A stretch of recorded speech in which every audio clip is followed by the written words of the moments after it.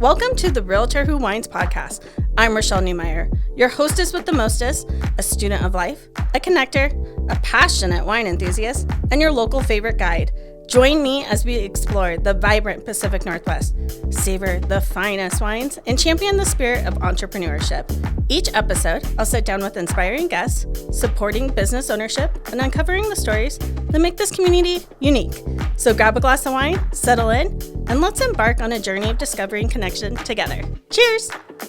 Hi, everyone. Welcome back to the Realtor Who Whines. I'm Rashelle Newmyer, the Realtor Who Whines, and today we are in Musa, which is a dojo, would you say? A dojo in Japanese, it's a dojang in Korean. Okay. Yeah. And we're in Sherwood, Oregon. I'm here with Master Lacey, and we're going to talk all about what goes on here at Musa today. But first, I'd like to cheers you. Cheers. Cheers. Thank you for being on. Thank you. Oh, yeah. We are filming a little bit early today because there's classes and students that come in later. So we opted out for wine. My second beverage love is coffee. So we went with coffee this morning. So shout out to Dutch Brothers in Sherwood, Oregon. Thank you for the beverages. But Master Lacey, would you tell us a little bit about your background and how you got started? Yeah, definitely. So I grew up in California. And right before high school started, I moved to Oregon. And I wasn't very happy to move to Oregon. I was pretty unhappy. Yeah. Most kids don't like leaving their home. Yeah. Especially sunny California for Oregon. Yeah.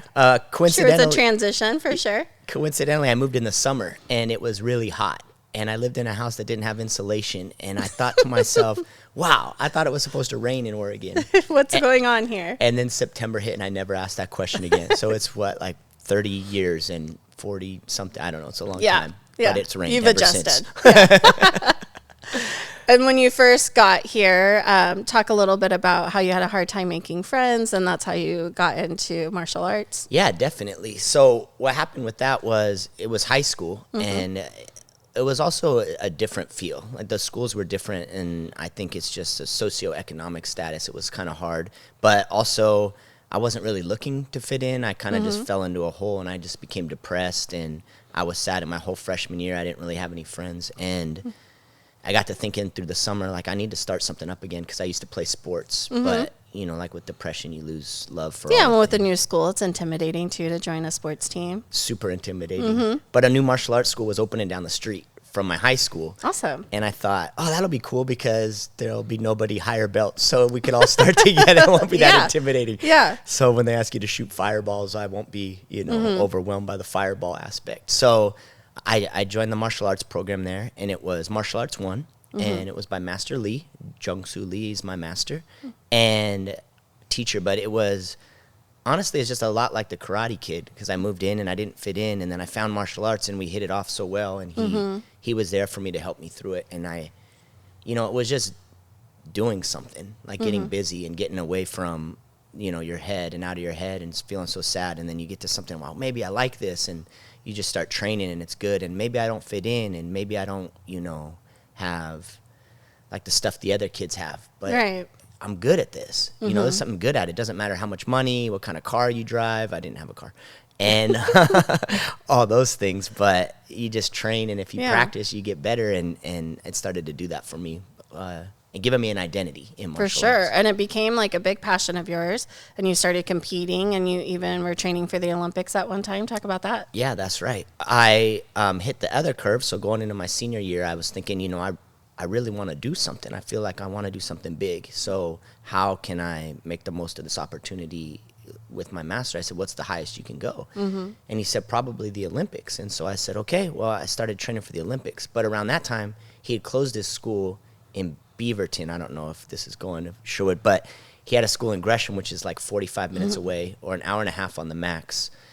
So I said, okay, I'll do it. So every day after high school, I'd hop on the MAX train for like an hour and a half. I'd go out to Gresham and then train for 5 hours, like just with the goal. Yeah, dedicated. Yeah, and the truth is, like, when it's your identity, you love it. Like, I loved it more. Like, oh, it's going to be hard, but then you love that it's hard because it's just you and the mat, you and kicking, you just got to improve, and you have control. And you're competing over that. with yourself. Like, how do you get better each day? Yeah, and feeling like you're getting better too. Like, it gives you hope, and you're doing something. Yeah. Yeah. And then talk about what happened in your life that changed the trajectory of everything. Yeah, so we were eating lunch. You know, it's a Sunset High School on Cornell Road. And I was crossing the street with my friends after lunch, and I didn't see a truck, and I got hit by a truck. And then that put me in the hospital for about 6 weeks. And That's crazy. Yeah, they didn't, you know, like I said, I was there with my friends. And so they saw me, you know, they had to run to the school and get help and hold me while I was dying, basically. But I went to the hospital, and I was in intensive care there. I didn't know anything. I had to learn how to walk and breathe and talk and who my parents were. I didn't know, you know, any of that stuff. I had the near-death experience where you go to a place and there was somebody there, and it's just an overwhelming peace in this place, your near-death experience. And they just said, you're not ready to be here. And, I mean, they could have said anything, but it would have been the best news. They could have said, like, you know, oh, you're going to break your leg every day or something. And there you feel like everything's going to be okay. And so I just told the person, I said, okay. And they said, it's going to be hard. And I said, okay. That's all I remember from that. And then, you know, take it as you want. I think it's, you know, something up there. Yeah, but, for sure. So going into the hospital and not knowing everything, and I'd broken all the bones in my ear too, so the room would always swirl for like a year. That could move around, and I actually tricked And you were a senior at this time. Senior in high school. Yeah. I tricked my way out of the wheelchair because they used to have to wheelchair me to classes, but I was too proud. And so I told them, I said, hey, I don't need that anymore. You know, they let me walk to the classes. In the classes, it consists of like putting puzzles together or coloring or, you know, stuff for that. And they said, okay, prove it. You know, walk to the elevator at Legacy Emmanuel. I said, sure. And I walked to the elevator, and the whole room was spinning. I thought I could have been falling over. And I just looked back at her and said, see? And she's like, okay, I guess you don't have to do it. And I ended up regretting that. Oh, for sure. Walks to the classroom was torture. But, Yeah. you know, just the whole thing, like not knowing, even my mom and dad, all that stuff, I had to relearn that and get it back. Your brain has to pick it up again. Yeah. When you woke up, the only person you recognized was your master, right? Yeah, first person. First person. And I think that was because he has a distinct accent. For sure. And I had spent a lot of time with him up to that point. And I think, you know, with brain injuries, there's like an ebb and flow, like hope for my parents. They were suffering a lot. Like, am I going to come back? Because some days it seemed like I knew what I was talking about. And some days I'd just be talking about Ninja Turtles throwing firecrackers and just weird yellow this and red that. Okay, John. Yeah, let's put you back. I mean, they kept me on a leash, and they have like security tags on me, and I had like bad things, like dreams or something, and people were like, they're not going to treat you here, and I would try to escape. Oh my gosh. So I used the tape dispenser to cut my security tags and run, and they sound the alarm. What a nightmare for the nurses. Just like this trained ninja trying to get out of the hospital. Which, and with your poor nurses is right. So shout outs to Legacy Emmanuel nurses because that's a half of it. You say a lot of mean things. Your language goes out the window. Very insulting, and they tie you to your bed, you know, straps, because you can be combative, and it's they're heroes. Yeah, no, they are. Yeah. And then because of your injury, you can no longer compete or train for the Olympics because you can't compete at a high level once you've had an injury like that, correct? Yeah, and, you know, a lot has gone that way with research on brain injuries and, you know, post-traumatic brain injuries and things. I just couldn't take any more shots to the head at that level because they describe it like a bank account, and I was basically...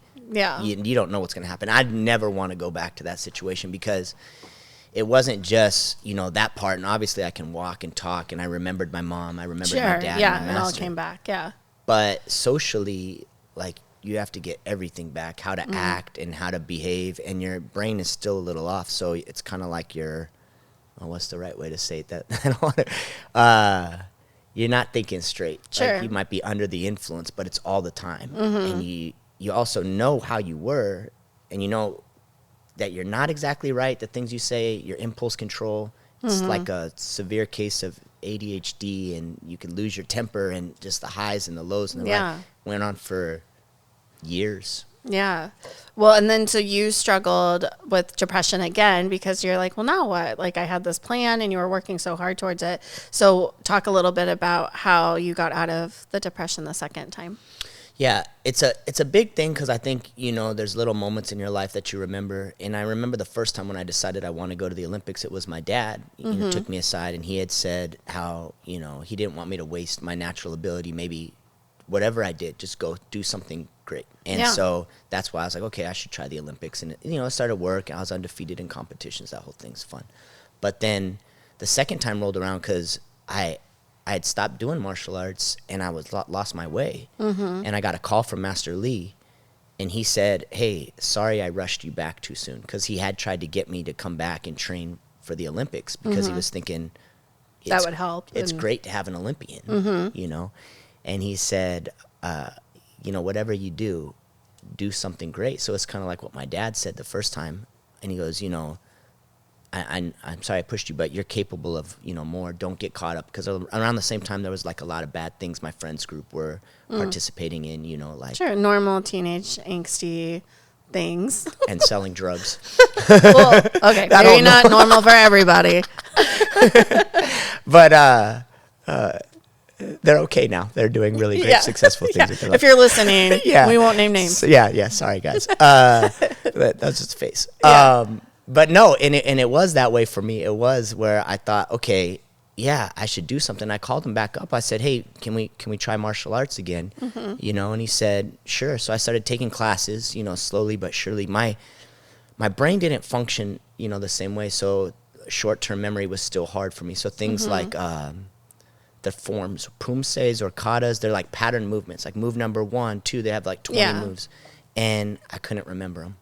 And I worked so hard, and I would be so scared. So it would be anxiety causing too. Totally. So I'd get upset, and I'm scared. Like, I used to be the best at this, and now I'm nothing. I can't even remember 2 moves like in the order. Basics, yeah. But I just stayed with it, and slowly started to belt up, and that's, I guess you just get back on the horse, and then persevere. Same thing like martial arts teaches you, and hopefully like anybody who goes through anything, they can just fight through or find a way, like a purpose to just guide them through it and get that goal.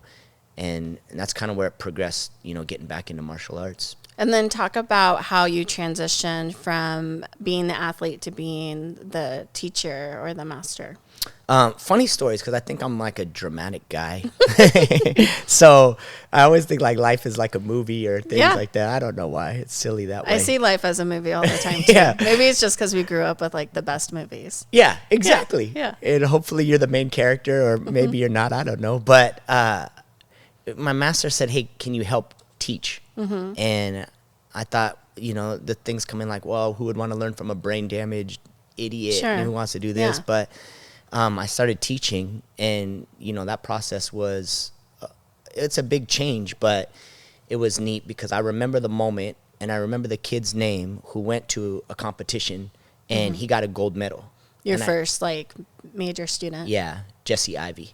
And then I had also coached another boy named Robert McNichol, and his family took me under their wing too. Like, hey, my son would really love lessons with you. So we did a lot of private practices and things like that. And just seeing when they did it, when they'd win these medals, when they would do all this stuff, it was better than when I won. Yeah. And I'm not like being, over exaggerating or anything. No, like it's so true. I think the same thing. It's almost like being a parent too. Like when you've accomplished something, you're like, oh, okay, cool. Yeah, I worked hard. But then when you see your kid accomplish something, you're like, oh my gosh. So it's the same when you're like coaching kids too. Yeah, it's 100% like that. 100%. It's just like the family thing. And so they started to, win medals themselves, or the joy, or when you can teach them to do it. And it's just like, this is the greatest thing. Yeah. It's felt so cool. And so, and you need a little thing to get momentum, to build up momentum. So the kids started winning medals, but then also I started to see how it was changing their lives. Yeah. And that was awesome. Well, and it's one thing to make yourself great, but then when you're impacting others, especially like young people, and like seeing them change their lives, change how they perform, change how they act, their respect level, like all those things, like that's got to be so rewarding. So rewarding. And now that's just in my mind. What happened, like I had a kid who's not a kid, came to class yesterday, and he was dropping something off, and now he's 24, I think, 25, and he was my first student. We'll get to that, Yeah. We'll get back to that, but I just want to like interject this, is he gave me a wedding invitation. Oh my gosh, I love that. And he's the student that I've known the longest since I moved to Sherwood, which we'll get into. Yeah. But you saying like make a difference and things like that. Now he's an EMT, and you just look at these kids and you're just so proud of them. Absolutely. And, you know, you tear up a little bit. And you're kind of like, oh my gosh, you know, I remember when you were just 7 and now you're getting married and you're successful in your career path, and, you know, Yeah. and they take the lessons with them. It's cool. And you had an impact on their journey. That's really cool. So you started teaching a few students, and then how did that grow to you owning your own business? Yeah, so there's a big stretch in between, but we'll fast forward because I can get a little lengthy.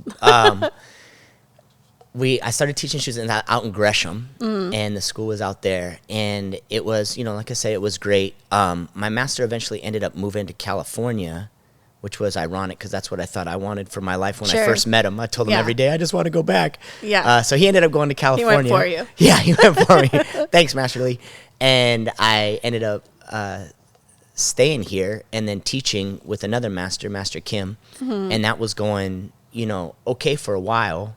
But I think I just fell into like an instructor thing where I was just teaching, and I think the recession hit, and I was in, I don't know how much like Gresham.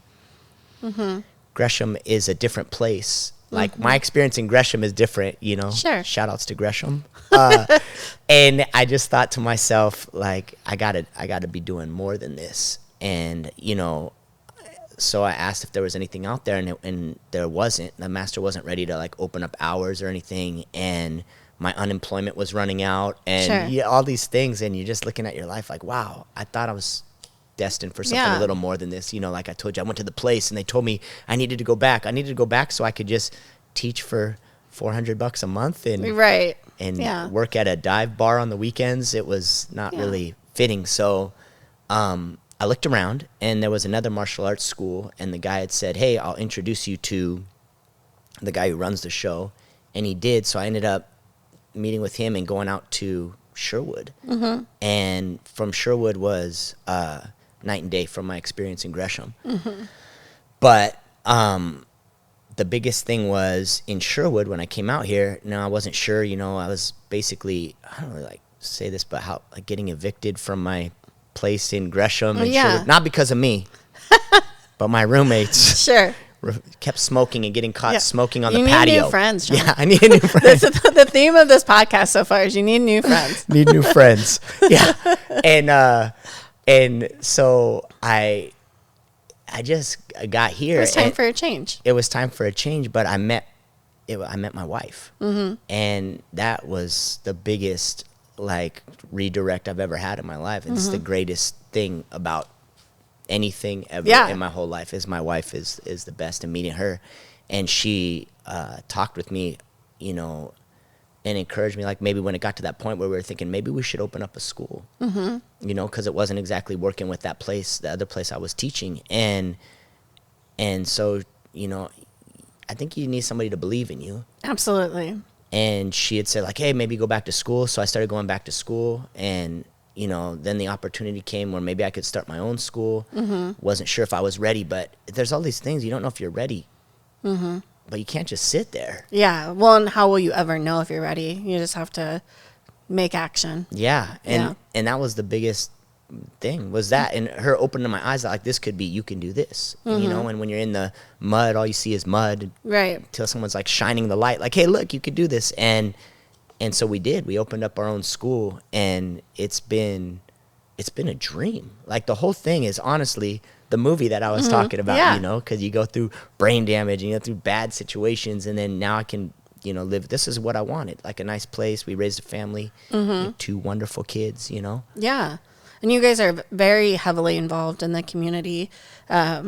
We saw you at my daughter's elementary school at the school carnival the other day, and she was like so excited, but she wasn't the only one. A ton of the kids were like, Master Lacey, and stuff. Like all the kids know you, which has got to be fun. Yeah, I think that there's things for me where like I put obstacles in my own way, and there's just stuff that always moves them out. Yeah. And so I think it's something else, you know, bigger that is just going through, like, you know, meeting my wife and then staying on that, and then like, okay, now I have to raise a family. So if I was nervous or anxious, I can't be a good teacher, or you know, I had anxiety, and I go through anxiety, and seeing all that stuff and getting nervous but like extreme anxiety problems, but there'd always be something that would push it. Like one day I'm feeling down, I don't know if this is it, and it'd be a kid that I see at a carnival, and they're like, hey, this is great. Hi, Master Lacey. And you're like, okay, we're doing something right. Like, keep going. Just keep going. And that's the thing, just keep pushing. And so we did. And we just kept going. We actually we won Business of the Year in 2014. That's awesome. And some of this stuff is surreal. Yeah. You know, in Sherwood, because then you look around and then you see the kids that now, like, they're growing up. Like I told you, that boy came back to me. He was my first student. Yeah, I love that. Ever. Yeah. He just came back to me yesterday, and they're just like, hey, and he said, you know, I made a difference. Hey, maybe I'll come back, you know? And we're seeing, like, that's amazing. It's so cool. It's the coolest well, and thing. even this morning when I stopped to get coffee at Dutch, you know, they always ask you, like, what are you doing today? And I was like, oh, I'm actually interviewing Master Lacey at Musa. And they're like, we love him. He brings us pizza. And I was like, he does? And they're like, yeah, if he has leftover pizza from camp and stuff, he brings it to us. Yeah. I was like, that's cool. Yeah, it's just, and that's it, like this, the Sherwood community, because when we're here in Sherwood, like, people are looking out for each other. You know, I was fortunate enough to move next to JJ Bittner, Dr. Bittner, and he, like, you know, when you're in a different situation, like I said, you don't know, not how to act or things like that, but he helped me a lot in the beginning too, because he's a dentist for anybody he's a listening. dentist, for kids dentist. He's actually the coolest dentist in the history of dentistry. Actually, I think he holds the that award. Guinness Book of World Records for actually the Don't biggest, take our word for it. Look it up. The biggest mouth. He holds the record for the biggest mouth. That's true. Oh my gosh, that's crazy. But also, he's a great guy. His brother helped with our graphic design, but he, you know, there's so many people that just go on along the way. I met him the first time, and he was waving and talking to everybody, and he knew their life. And, you know, and now that's where I am. Yeah. And just seeing it, like this picture, this community can be great, where everybody's uplifting each other, and we're all on the same page, and it just thriving together, just getting behind each other. Like when COVID came, I had to close the school down. Well, yeah, you can't really do like hand to hand. Yeah. When we're not supposed to be touching. You're just like shadow doing it 6 feet apart. Yeah. With mask on. But then it's not the same. The people came too, and they like still stayed in Zoom classes. Those are horrible. That was traumatic. Zoom classes are terrible. But it was an option though during the time. And they stayed with it, and then they would tell me, like, you know, the city's offering grants to help businesses and things like that. They just rallied. Like everything just keeps going back, and people really got behind me. So it's more than me. It's not even me. Yeah. None of this is me. Yeah, it's a whole community. Yeah. Talk about, so when you and your wife decided, like, okay, we can do this, let's open up a school. How did you go about deciding where to open it? Like where, like what kind of lease to sign, like all that kind of stuff that brand new business owners don't always know what to do. Like, did you research it, or did you ask around? Like, how did you know, oh, this would be a good lease, or, oh, this is a good spot? It's a funny thing because just how much you don't know. For sure. Like, and you kind of own your own business there, and you don't it's know a trip, what, and it changes every day. You don't know what you don't know. For sure. And what you don't know is a lot. Most things. And so I think, you know, we just looked at places around the area, like what, and you know, your idea, like, okay, when you're in that position, what's the cheapest? For sure, because you're starting out, and you have to have low overhead and all that stuff. And I grew up a poor kid, so I always thought, like, okay, my mind is always like, where can we make a deal? Where we could, be frugal. And so we actually had a place picked out that was pretty cheap because it was a terrible location. And someone else had just told me, hey, there's this place opening up next to McDonald's. And they said, but there was another martial arts school there, which coincidentally, I had talked to him when I knew I was leaving the first place in Sherwood. I thought, I need another job. Maybe I'll try to open one with this guy. Yeah. So I started the conversations with him, but something didn't feel right. You know, I was being guided away from that. And so I told the leasing guy, you can't let me go here. There's another martial arts school. And he gave me more of a wink, wink, don't worry about that. Yeah, like, oh, he might not be here. Might not be here. And so 2 months later, he defaulted on his loan or whatever, and defaulted on his lease. So yeah, I was there, and it was right next to a preschool. So I think it was just trying to find a place where you have proximity to potential market, and then figuring out your budget, and just seeing if you can make the numbers work. And did you take out like a business loan to buy mats and equipment and things like that? Or had you saved up, or how did you go about that? So when I was at the first place, things weren't really going well, you know, and I told you I had done all these things, you know, I ended up graduating college and doing that stuff. But while the meantime, I knew it wasn't working at that school that I was doing school and college. I had talked to some of the students who said that they would come on as investors. We were all going to just open the school together. But then with me in college, I said, hey, you know what, actually, I think I should finish school first. I'm going to wrap it up in 6 months to a year, then we can revisit opening up a school. But then I hit an impasse with this other organization because our morals didn't align. And so I was leaving there, and I went back to the original people, and I said, hey, are you still interested? I got to move. Like, I got to get out of this place. It's over. And they said, sorry, we've, you know, put that money towards something else. But there was one person who said, no, I can do it and be what's called an investment angel. So they just loan you the money and no interest. And so that part started. And then, you know, I was paying them off to start the school. And then eventually with that thing was kind of a weird situation. So my wife stepped in again because she's an angel. And she put all of it on her credit card. Oh my gosh. She put the remaining balance of the money on the credit card, and we're just like, you gotta. Sometimes that's just, you gotta do what you gotta do in a business situation. And you just gotta trust the money will come and we'll pay this off. Yeah. You gotta trust it. Or just let go. Roll. Let go. Let's roll with it. Yeah. So that, to answer that question, it was probably a combination of initial investment person and then my wife stepping in like, hey, let's make this our own. Yeah. And then you don't have to worry. And then when did you transition into this space? This space, it was about 2 years at the other place. And the leasing officers or the mortgage landlords here were looking to get people into the new place. And they had Safari Sam's here. It was a big kids playground. And so they had actually came to my school and said, hey, we have some options open over there. And I met with the guy, but I saw his clipboard and over his shoulder, and it was like $7 more a square foot than what I was paying. And I sat down with him. I was like, hey, I got to be honest with you. I'm about to teach classes, so I don't have that much time, so I'm just going to shoot straight. I can't afford that. Right. There's no way I can move my location. Plus, it's almost double the size, so I'd be, you know, way more, 150% more money in two times the space or whatnot. And so he said, don't worry, let me see what I can do.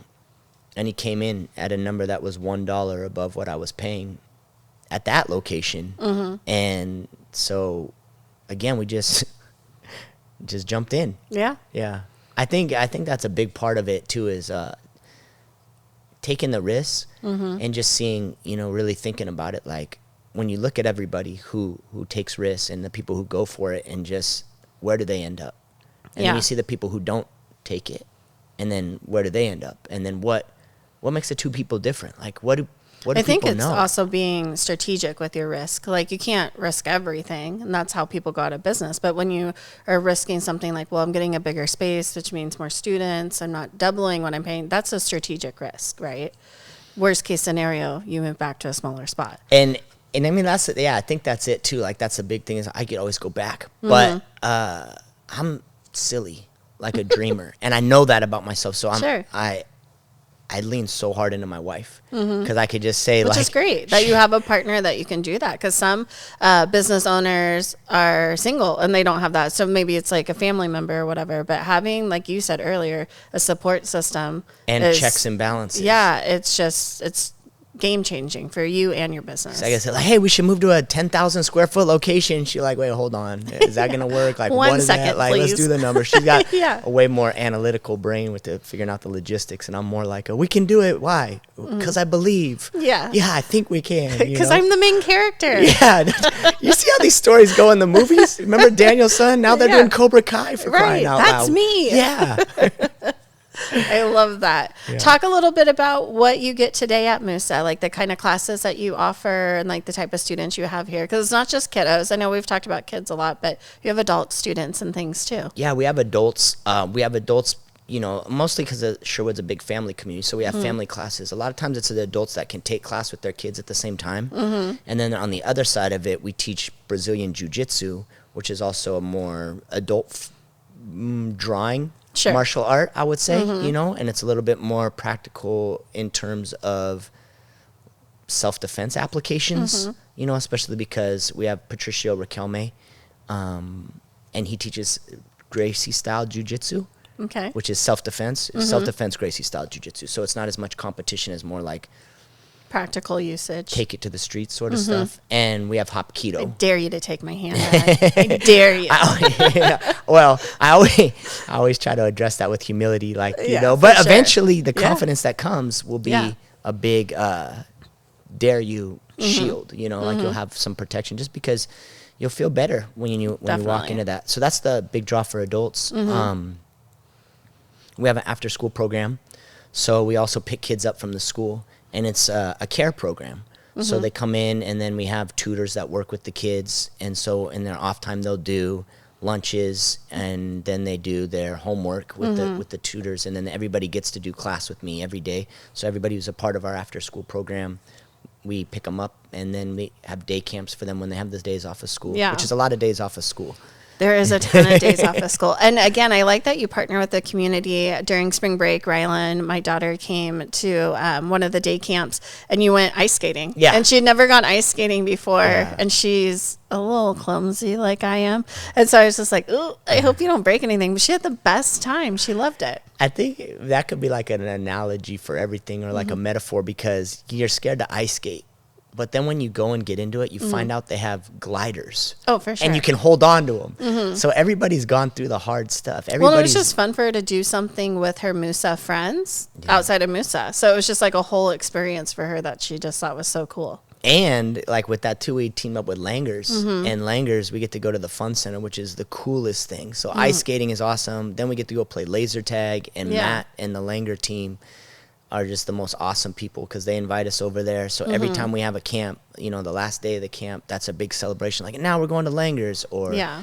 you know, we meet up with Hungry Hero, and now we're gonna have cookies. We have a special deal with Domino's and pizza, and everybody, Mud Puddles Toys and Books, like they give us, you know, they're hosting a summer camp this year where they go through the artwork with the kids, and they cool. do artwork, and they give us toys to play with the kids. Like, Yeah. Sherwood community is just prime for working together and networking. Like, everybody's together. Well, and it's so smart and it awesome. makes it more fun for the kids because, like, even though they love martial arts, if that's summer camp, you can only do so much martial arts every day, especially if you're 6. Yeah. Like, their attention span's, like, short, you know? It- So it's nice that you're, like, you still tie in the martial arts, but then you're like, I get it, you're 6. Let's do building blocks for a little bit.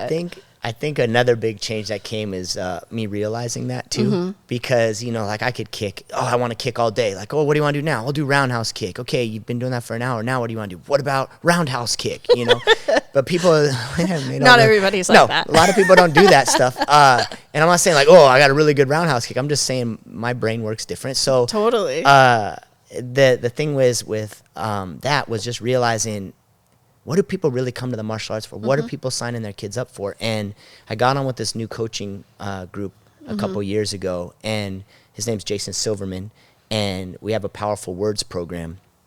And then he did with his wife, Dr. Robin Silverman, and she's got the book, Talk to Your Kids About Anything. I don't know if you've seen. She's I haven't seen that. I'll New have to York check it out. Times bestseller, and she built this program where we're developing character. And he has this program where he's my business coach, so he's helping me develop my business and run it like a real business. And it's seeing with the kids, what I've really just zeroed in on the past few months is there's not a shortage of Taekwondo. That's not why people are signing up. They're Right. not like, oh man, we really hope our kid does Taekwondo someday. Sure. You know, there's gymnastics and cheer programs. We need to get our kid to be in. Yeah. They want the stuff that goes along with it. So it's the character that they're developing. The respect. That's been a huge one at our house is she has learned here to say, like, yes, Master Lacey, yes, Mom, yes, Coach, because she plays sports too. And anytime I'm like, Rylan, and she's like, yeah, I go, what? And she goes, yes, Mom. Like, so, but we didn't do that before we were Musa family. So it's nice. I remind her too. And I think that's just the thing is, and I wonder, like, how am I going to do it? Like, how would I teach the kids how to be more respectful? How would I do it? And you try. That's how you do it. You have a program. We have a program, and we go over it. You know, like right now we're working on manners. You know, next month we're going to work on optimism. There's just not programs teaching that anymore. People are so stretched. I just found out that maybe Newburgh doesn't have sports program, after school programs. No, so like my daughter PE? plays softball, and like Newburgh doesn't have a softball league, so they play with the Sherwood league. And then same with like volleyball. Sherwood doesn't have a volleyball league, so Ryland plays in like Wilsonville, West Lynn. So it's kind of crazy. Like you would think, and sometimes now there would be sports everywhere, but there's not. I think that's a big thing too. Is for us, like maybe growing up, that's how I was lucky. You know, because I found martial arts, and then that helps you explain your life. So you have like, okay, I'm failing at running a business, but it's just like roundhouse kick. I failed at roundhouse kick. What do? You keep practicing. But to teach the character, they don't have that. And they're not having it in the schools. The programs are dying down. Well, really, what's going to happen?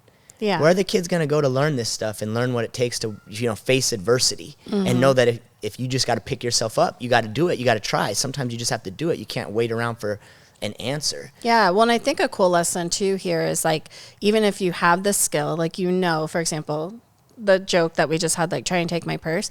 Obviously, you know how to like handle a situation like that, but it doesn't mean you're going to. Like, you'll try other ways first, and that's a lesson you guys learn here. Like, just because you could take someone down doesn't mean you're supposed to. So it also teaches you like how to make those decisions, how to know when to use your power and not to use your power, things like that. And it'll avoid the thing where you're looking to prove it. You don't have to prove it because you already know it. Yeah. So it's okay. And then that just leads to a lot of avoided conflict. Yeah.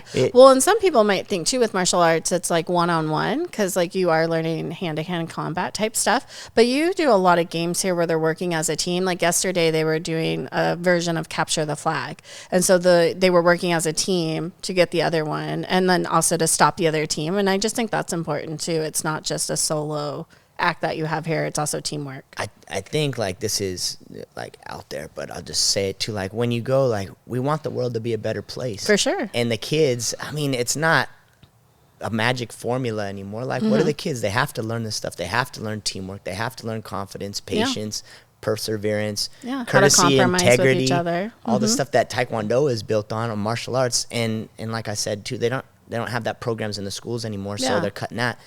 So that's going to be lost because they're not going to be able to learn that. If it wasn't for martial arts, you know, say when I moved back here, I would have just been depressed. I definitely wouldn't be here. Yeah. You know, but who knows what that leads to. And I've had some very serious conversations with parents who've had some unfortunate situations with their kids where they've had to come to me and say, hey, my kid said this is a safe place for them. And that's the biggest thing because... Yeah, that's got to feel great. Saving lives, you know, definitely. In a weird, you know, I like to have to believe that it's doing that. I think also focus that you...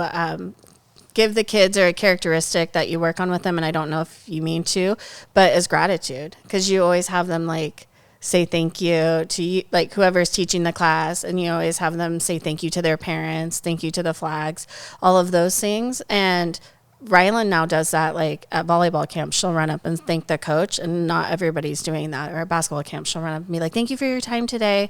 And so I don't know if you realize that's even a small lesson that the kids at Musa are taking out with them. I think it's the hope. Totally. It's the hope, and you're doing it, and then you see like making a difference. Like, this is great. And I understand now, like, it's a, you know, for me, like, it was hard. Like, it's at Master Lacey. It's not a Master Lacey thing. It's a whole team thing. Like, I have so many people behind this. And, you know, I wish we could all be up here doing the podcast. Everybody's and talking. Everybody who's had a part. But it's like that cool story where, you know, I taught a guy who was in his 60s, and he got his black belt. I love that. And he ended up getting ordained as a minister and married my wife and I. Oh, my gosh. Yeah. I love that. And he's still a mentor for me. I mean, there's these programs through. And it's just like, you know, the dream my wife and I have, and like we're doing this just to see it come out. But it's be able to like step back, and when you have systems in place, it starts to run itself, and it breeds that character development. Yeah, well, now you have teachers that were once students of yours that are now also like learning that and teaching. Ryland loves some of the female teachers that you have here, and they're like both in their 20s. Well, the 15. What? Yeah. Which one's 15? Both of them are 15. No. Yeah. Oh my gosh, I thought they were in their 20s. I proved my point exactly, because I was just going to tell you that maybe my students, and I understand better, connect better with my instructors than me. And that's a prime example of it, because I can't be as the same sort of role model for your daughter as I can for... Well, she thinks you're pretty cool, but she does like the 2 girls teachers too. Yeah. And to see them come, and then like the little hurdles that people overcome, like, my instructor Ashton, he was like anger management kid, and he would get so angry he would cry, and he would go off into the corner. We actually started a peace corner for him. Oh gosh. So that's the calming corner, was his corner, because he could get so flustered, and he had a hard time connecting with the other students with his anger management. Now he's our number 1 instructor. I was going to say I obviously didn't know that, Ashton. I just know the one today, and he's just so like sweet and charming and bubbly. I can think of how he was. Nobody would ever in a million years use sweet, charming, and bubbly for Ashley. Like, well, if he's listening, which I doubt, because he's too cool for us. But he's probably like, "Oh, great! Thanks for telling everyone I'm a crybaby. Now I'm a bubbly, bubbly boy." But it was like the dangerous crybaby. It was like the angry, I'm gonna throw something crying. Sure. And so but bubbly. I think he'll be the first to admit it. So we'll have to talk to him. You mentioned it. Tell him I told him about the calming corner, because that's one of his favorite. Stories. If I see that him he get doesn't mouthy, like. I'll tell him. Be like, "Do you need a calming corner?" I wanted it to sound better for this purposes, but it used to be called the crying corner. Oh yeah. But then there's a negative connotation with crying, Sure. so now it's the calming corner. What's next for Musa? I think we're building our systems out to create freedom, but in this way, like, we're reaching more kids. Yeah. So I'm going to continue with the after school program. That's been huge. And then we're zeroing in more on that character development side of things, and we're really focusing on giving the kids the advantage. Yeah. That they need, and that they're, like I said, not finding, but just giving opportunities to grow, give them something to enjoy, give them something to be good at. We are going to, try to get big, and then with me building this out more, with more organization and more structure, they say like with discipline comes freedom. And I think, for me, that's going to create a little more freedom for my wife and I. Sure. Hopefully, so we're not, always. Yeah, you deserve to have a life too. And be able to reach more people like that, because now I don't have to answer every phone call, so I can come up with ideas for getting more students to enjoy Musa. Yeah. I just want the world to be a better place, and I just want everybody to be happy, and it's really a silly, sappy thing, and that's the goal. Keep growing, keep thriving. For anyone listening or watching, if you want to check out Musa, there's summer camps, there's just day camps if you just want to give it a try. Don't you offer like a trial period? We have a 2-week trial. Yeah. Yep, that's $29. Our summer special is the biggest thing we offer all year. That's 2 months for $100. Yeah, and that's how we started. The summer special is by easily, hands down, the best offer way to get started. And then we're running summer camps all summer. Those goes from 8 to 2, but you can extend to 6. Summer camps, after school program, and then Taekwondo and Jiu-Jitsu and Hapkido for all the kids, all ages. We run classes all day, every day, 1 class on Saturday. Our after school program, we pick up on early releases. Then our summer camps, they have pizza all day. I mean, those are all kind of like these ideas just blizzard out of my mouth. Here you go. Yeah, when you do like parents' night out, so like sometimes you're open on a Friday night, or you do a movie night, things like that. Parents' night out's the 3rd Friday of every month, so parents can drop their kids off and not worry about it. And every now and then you'll do a pop-up of a female self-defense class. Yep. That's geared towards the ladies. Yep, we have that. We like to offer that for free for our community here to build that up. That's actually run by Patricio, Mr. Patricio. He's our jiu-jitsu black belt. So he's the one that really mans that and really gets that going. Cool. Yeah. Well, I appreciate you so much. Thank you for having us in the dojo today. Cheers to you one more time. And thank you, everybody, for listening or watching. Have a great day. See you next time.